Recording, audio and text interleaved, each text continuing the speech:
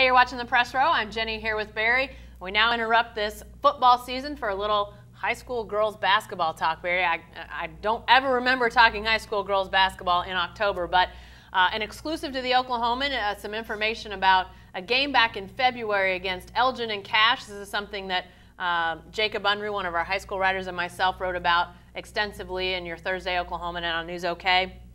Coach at Cash, Kenny White, through some affidavits from his players, they say he directed them to throw a ball in the face of an opposing player, Gentry Holt from Elgin. Gentry's father now bringing this case to light. Barry, I don't ever remember hearing of anything along these lines. Occasionally you see players kind of go rogue and do something, maybe try to get back at a player who's maybe thrown an elbow or done something that they don't like.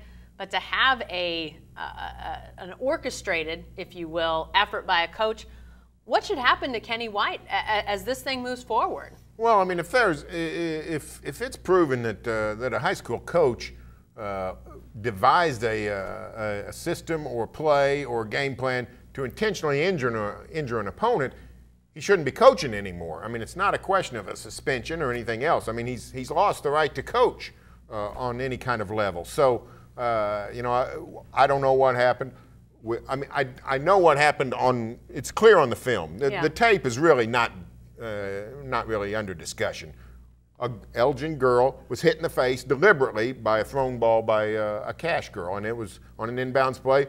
That happened. Yeah. Now, why she did that, you know, people saying different things, but it certainly seems like that if somebody from his own team is saying, this is what he told us to do, and then he told us to cover it up, I don't see where the gain is to lie about that. Right. So, I mean, it looks bad for Kenny White, and it should look bad. If this happened, he needs to not coach anymore. Well, and you mentioned the players, and one of them is still a current Cash student. So for her to step forward and say, this is what happened, I'm signing my name to an affidavit to this effect, to me that speaks volumes. She's their best player, Jamie Bonarens is her name.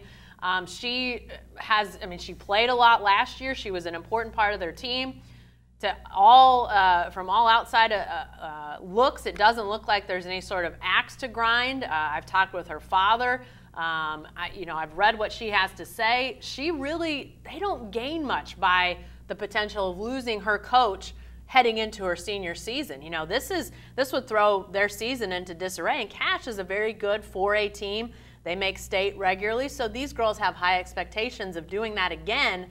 But you know, she sees this is the right thing to do, as does the other player who's now a freshman in college in agreeing to sign that affidavit. This is what happened. They believe it to be true, and they've said they'll say as much in court. I don't think that Gentry Holt and her family, led by her dad, Gary, I don't think they want this to have to go to court.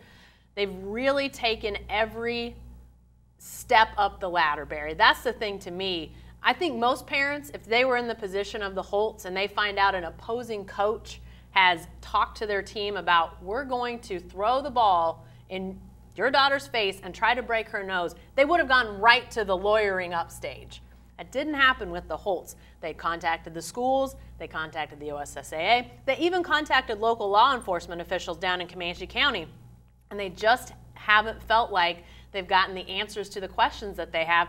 And this is just the next step as they see it. So I'm with you. I have never heard of a situation like this before, a high school coach talking about something like this. It's so far out of the bounds of what I can ever remember dealing with, Barry.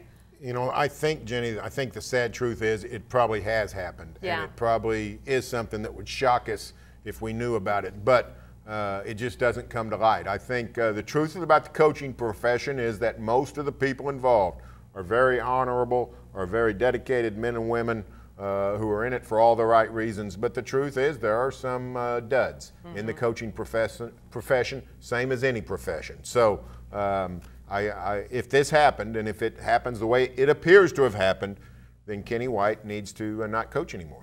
One last thing, in talking to Jamie Bonarens' father, Jim, he brought up a couple good things, and obviously this is being talked about in the Cash community.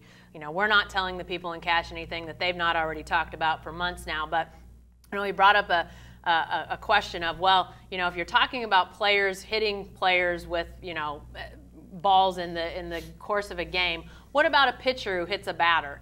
And Jim brought up the fact this isn't like a pitcher hitting a batter, because there's obviously, you know, 90 feet and stuff happens. Guys occasionally get hit, or gals, depending on the sport. This is like a pitcher hitting somebody in the on-deck circle. It's just not part of the actual flow of the game. And so I think, you know, you're talking about something that, again, it's so far out of the bounds of what we're normally talking about with high school sports. I'm like you. I imagine it's probably happened before, but it really sets wrong in your stomach when you think about something premeditated like this. That's the point. It was premeditated. It wasn't heat of the moment. It wasn't something in the heat of competition. You know, we see those guys down in San Antonio at John Jay High School who assaulted the ref in the middle of a game. Indefensible. They should be banned, all those things. But that was, at least, that was sort of in the heat of a game and people's emotions. Yeah. This was orchestrated over a period of weeks, apparently. Yeah. So, you know, the premeditation part, to me, is the most indictable offense. Yeah, we'll see what happens. I don't think this story is far from over. We'll continue to follow it.